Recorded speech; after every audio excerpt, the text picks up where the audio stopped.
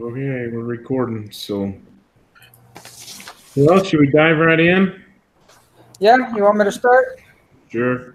The Bureau of Labor Statistics produces data on unemployment and other aspects of labor market from a regular survey of about, and I put the third answer, 60,000 households.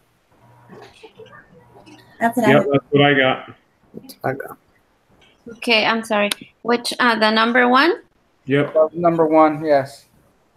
Okay, I'm sorry. I'm trying to go down to see if I can finish before you guys get there. Okay, so that's letter C? Correct. Yeah. Okay, yeah. Yeah, I have the same as you guys. Okay, number two. What is the U4 measure of labor underutilization? Based on what I saw, is 7%, because I believe it's this 7 million of the total unemployed plus discouraged workers, based on that one chart that was in the reading. Did anybody get a different answer there? I wasn't sure how to figure that out, actually. Is this a division problem? No, well, yeah, it would be, because it would be 7 million divided by 100 million Okay. to get 7%. But I think What about the unemployed? Because I subtracted 100 from the unemployed. I mean, it didn't give me no. I mean, my answer didn't come up to any of these answers here. I just. So if you look in the book, and I'm opening the book right now. Yeah, I was trying to see that one too. On the U4.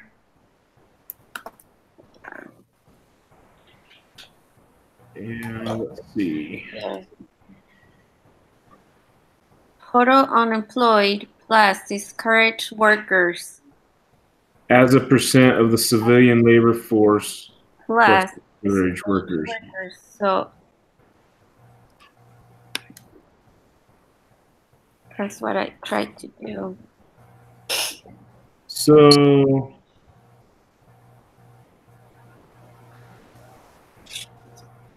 I did the 100 million. But total unemployed. Yeah. Plus the total unemployed plus discouraged workers. It only gives us that 7 million.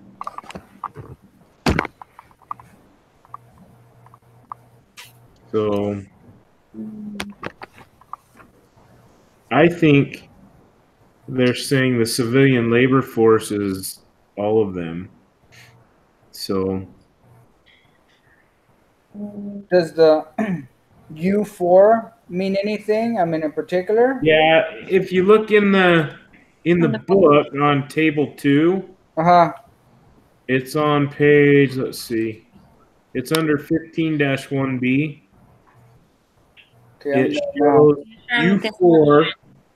Okay, I see. Total unemployed plus discouraged workers as a percent of the civilian labor force plus discouraged workers. Right? Yeah. So here's the question then.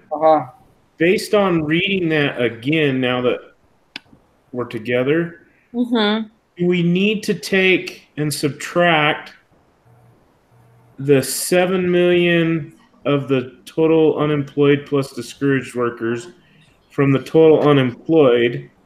That 6.2. That'd give us 0.8. So would that be what it is? Is 7 million divided by 100.8?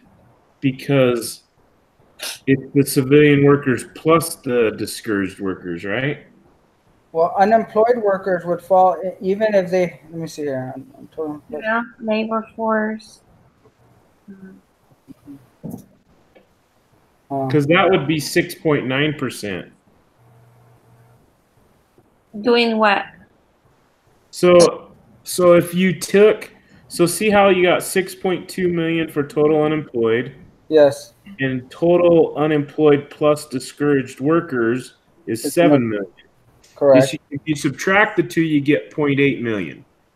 So if you go back to the book under U4, it says total unemployed plus discouraged workers as a percent of the civilian labor force plus discouraged workers.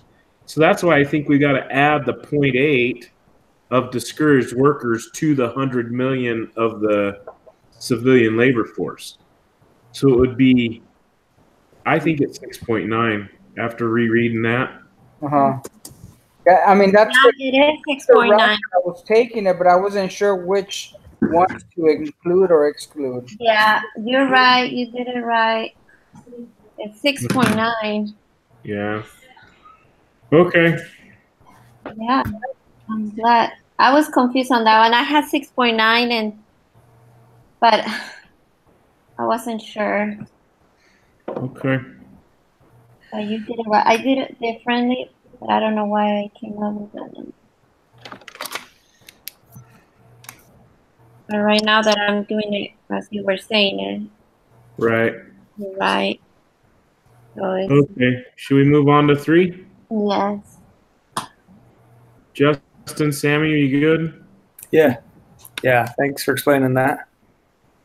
Well, I'm just going off of what I read. So if you guys are seeing something different, please speak up, because I'm definitely not the right guy all the time. I just think I am. I can read number 3. Okay. All else equal, which of the following would increase the unemployment rate? Is it just number 3, an increase in the maximum number of weeks for which someone can receive government unemployment benefits?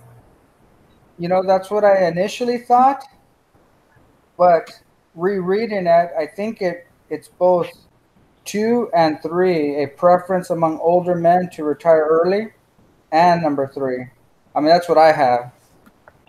I have letter C, which is 2 and 3 only. A preference among older men and retire early. Yeah. That's what I have. I don't know if I'm right. Yeah, that's what I got. I initially put 3, the 3 only. Yeah. I went back and I read some of the material, and I think the older men retiring early, it does. I mean. Yeah, that's what I have C, which is 2 and 3 only. Okay. Number 4, marginally attached workers are people who are B, not working and are not looking for work, but would work if asked. Yeah, that's what I have. Yeah, that's what I have to B. And that's at the bottom of this same table too.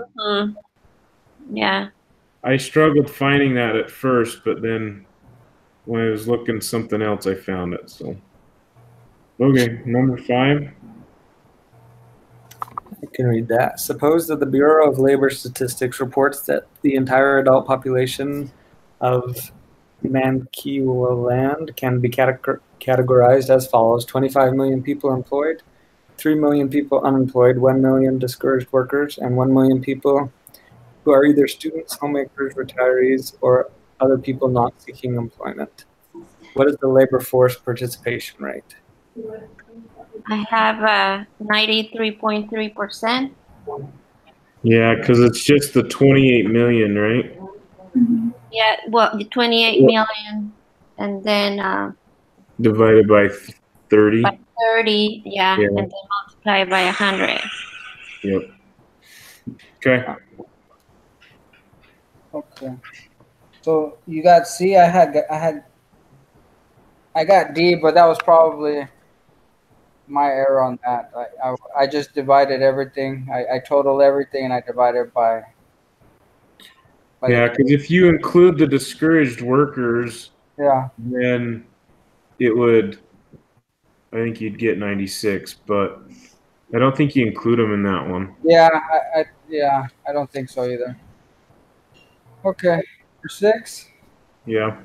Evidence from research studies by economists. And I put A shows that increased unemployment benefits decrease the job search efforts of the unemployed. That's what I put. Yeah. Which one? What letter? I'm sorry. A, the first A. one? Oh, yeah. Okay, yeah, I have the same.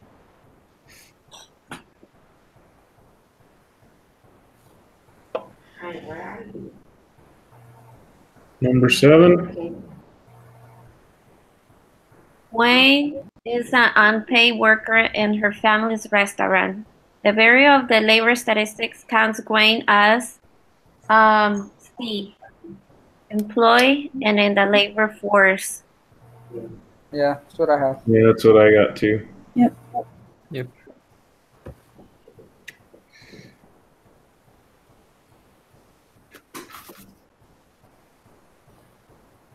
Number 8. Anybody? Yeah. Oh, I'll read it. Okay. Suppose that the Bureau of Labor Statistics reports that the entire adult population of Mankiw land can be categorized as follows: 25 million people employed, 3 million people unemployed, 1 million discouraged workers, and 1 million people who are either students, homemakers, retirees, or other people not seeking employment. What is the unemployment rate? And I got 10.7%. That's what I got. That's what I got too. Yep. Cool. Yep. 9, unemployment that results because it takes time for workers to search for the jobs that best suit their tastes and skills is called frictional unemployment. Yep. Yeah, D.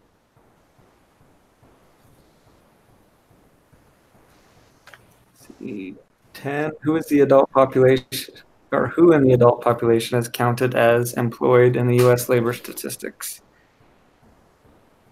And I wasn't sure exactly. I put A. Yeah, people who are temporarily absent from their jobs and people who work without pay in the family member's business. That's what I got. Cool, cool. Yeah, that's what I have. Awesome. So, 11, which of the following is not a reason economies experience structural unemployment? I did a job search. Isn't that frictional when you're looking for a job? I think so. Yeah. Well, I have that one too. Job search. Yep. 12. If changing consumer preferences increase the demand for satellite radios and decreases the demand for the video cassette recorders, the economy will likely exhibit, and I put an increase in the natural rate of unemployment. Yeah, that's what I got. I put frictional Well, I got unemployment. frictional unemployment. Yeah, I did frictional unemployment too. Okay. Because when you were in the reading, it talked about when the price of oil goes up, and all the workers flock to the oil field, but then when it drops, then they go flock to other places to employ, which is frictional unemployment. Okay. So that's what I got on that one too. So okay. Mm-hmm. Yeah, me too. 13, public policy. Let me see. Is the first one can reduce both frictional unemployment and the natural rate of unemployment. Yeah, I had that one too. For public? Yeah, public policy number 13. It seems like I found that in the reading somewhere. Okay, I had the second one, can reduce frictional unemployment, but then again, I may have not grasped that frictional definition correctly. Okay. 14.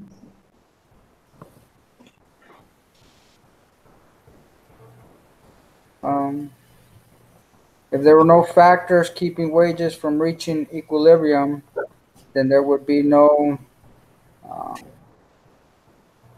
and I'm not sure what this one was. I put the first one cyclical or cyclical. but I don't think that's correct. I put C, structural unemployment. I put C as well, structural unemployment. Okay.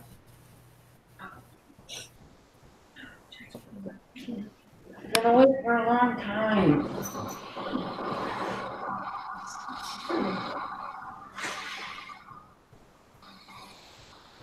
Okay, 15. And this one, I wasn't sure. It said 2,000 workers. At the bottom, it says hundreds of workers. Right. So when you go up, I figure, multiply 100 times 20. Yeah. But that gives us 3, and there's no 3 there. Well, here's the thing. You're on the wrong side of the X. You need to go up because it's 7. Oh. Well, let me see here. So if you go to 7, 7 lines up with 40 and 60. So which that would be the 2,000 workers. Okay. And there was a graph in the reading that also showed the unemployment would be that straight line between supply and demand curves. When there's a minimum wage. Okay. Okay. For 16, workers searching for jobs that best suit them as most closely associated with. I put B, frictional unemployment. Me too. Yeah, frictional unemployment.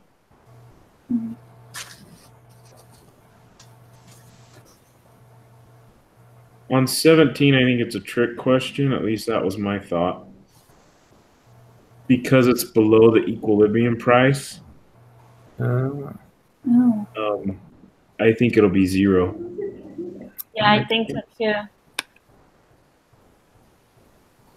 Because you don't get unemployed. You may have something else going on, but that was my thoughts anyway. That makes sense. Mm-hmm.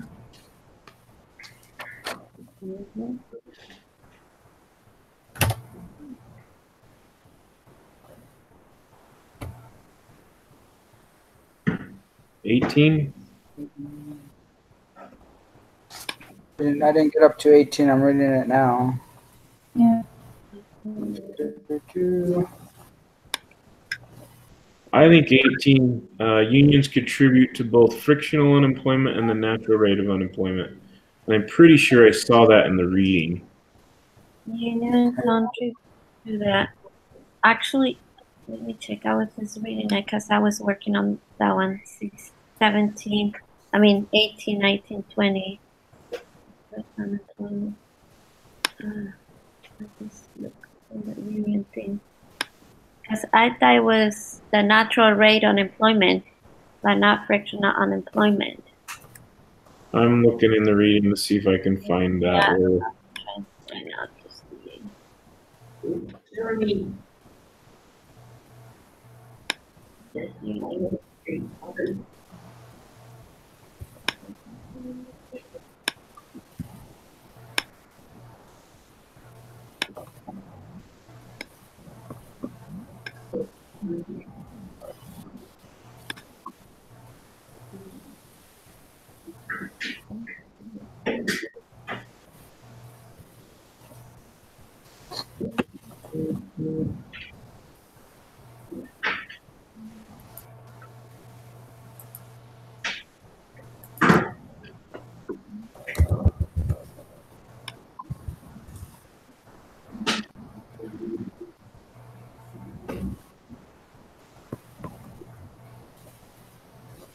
Did anybody find it in the reading?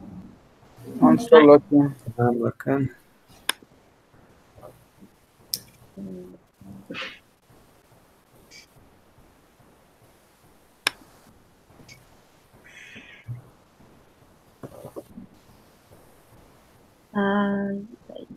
Play a much larger role in that U.S. labor market. Oh, this is in the better. You remember she was there.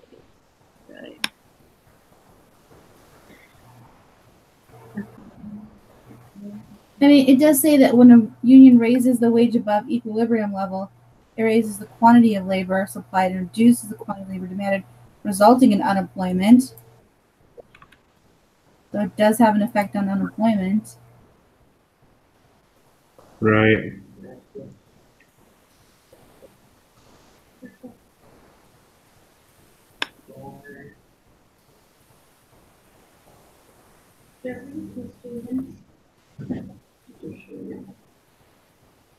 I kind of think it's C.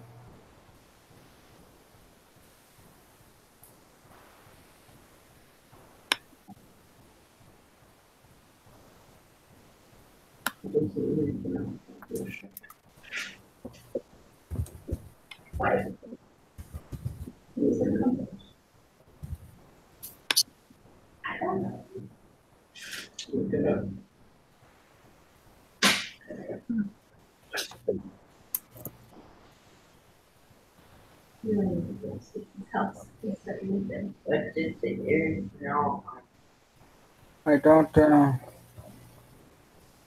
It says it leads to unemployment, but I'm almost positive I saw somewhere that it talked about.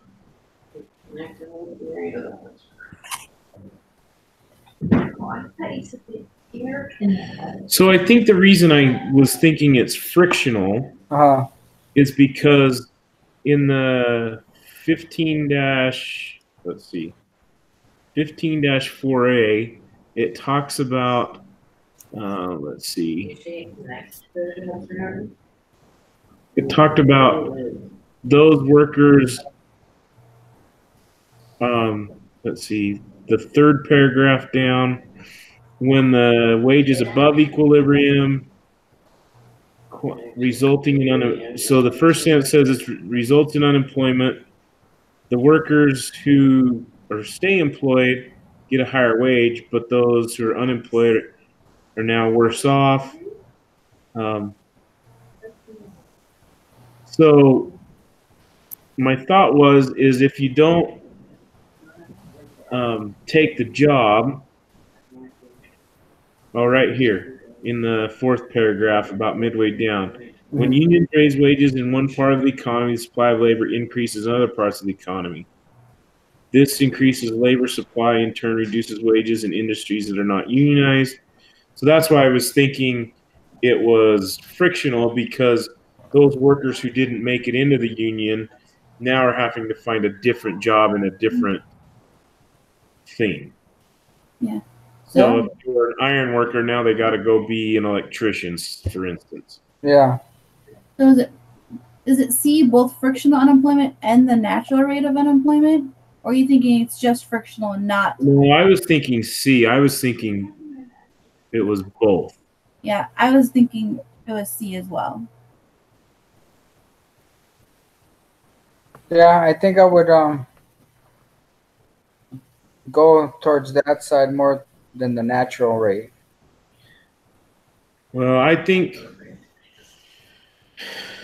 and I do think that this is it's a hot topic. I don't know that there is a right answer. Yeah.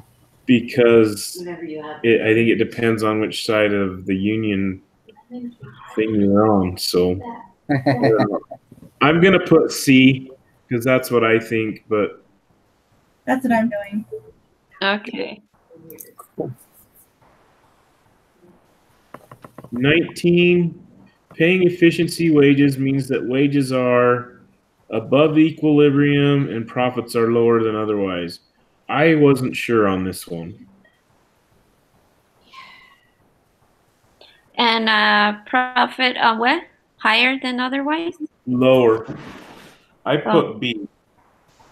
But I'm not sure that that's the case, because I do think it's either A or B, because efficiency wages, it talked about paying higher wages, but you get better work out of your people.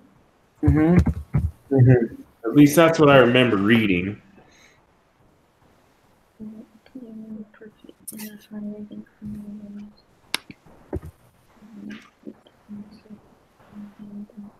So you say C, you say? I think it's either A or B. Oh, But I agree with that. somebody else have a thought on that? I think it's A. Did anybody watch the little video that went with it? Maybe that had the answer. Because I'm looking at the reading for it. It doesn't specifically say either way. Paying higher or above average wages actually increase worker productivity. And here's the idea. Imagine you have a worker who has a job and they know they're being paid an efficiency wage. They are being paid an above average wage rate. So therefore, if that worker shirks, if that worker doesn't do a good job, is a little lazy, they could wind up getting fired. And if they wind up getting fired, they know the best alternative job that they can get is just going to pay the average wage in industry. Well, the worker certainly doesn't want to lose this good paying job. So the idea is the worker's going to work harder to keep this good paying job, and thus they're going to be more productive. That's why then above average wages result in higher productivity levels. Those arguments is exactly what Henry Ford did with his assembly plant. He advertised that he paid above average wages, and therefore he had higher worker productivity. But keep in mind, with efficiency wages, not everyone can pay efficiency wages. Not everyone in industry can pay above average, right? So therefore, if you believe that efficiency wages do exist, you also have to believe that labor markets are not perfectly competitive. There you go. I don't know if you guys all heard that. But. So are we saying that higher productivity means higher profits then? That's what I would think. Yeah. So A? That's what I think. I think After watching the video, I think that's what I'm going to go with.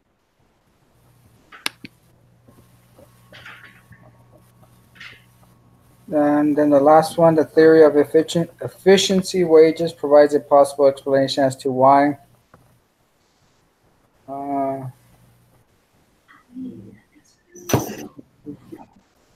So based on that, would that be C then? Because of the... I think so. I think so. I mean... Which one? C. C for 20? I mean, because we're going off the same theory for 19. Yeah. Right. Yeah. I just submitted and we got a 19. Which one you put on the 20? C. So you submitted, we got 19 out of 20? Yes, sir. I'm wondering if it's the union one we missed. Could be. I could go back. Let's see here. Which one was that one?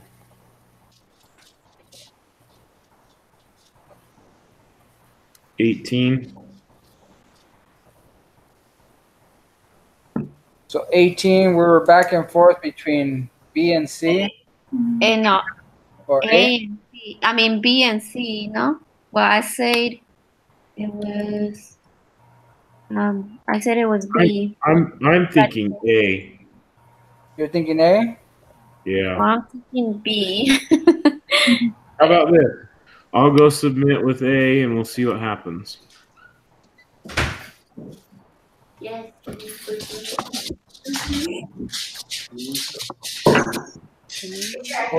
19 out of 20. So that's definitely the question that we have wrong. So I'll submit with B here. Let's see here.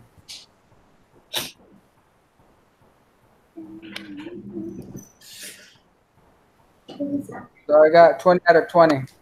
Okay. B. So what was the answer to B then? So B here, let me pull out this one.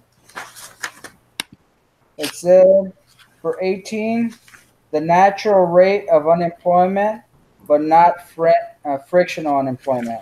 Okay. So it's B then. All right. Good to know. All right. Alrighty. Thanks, guys.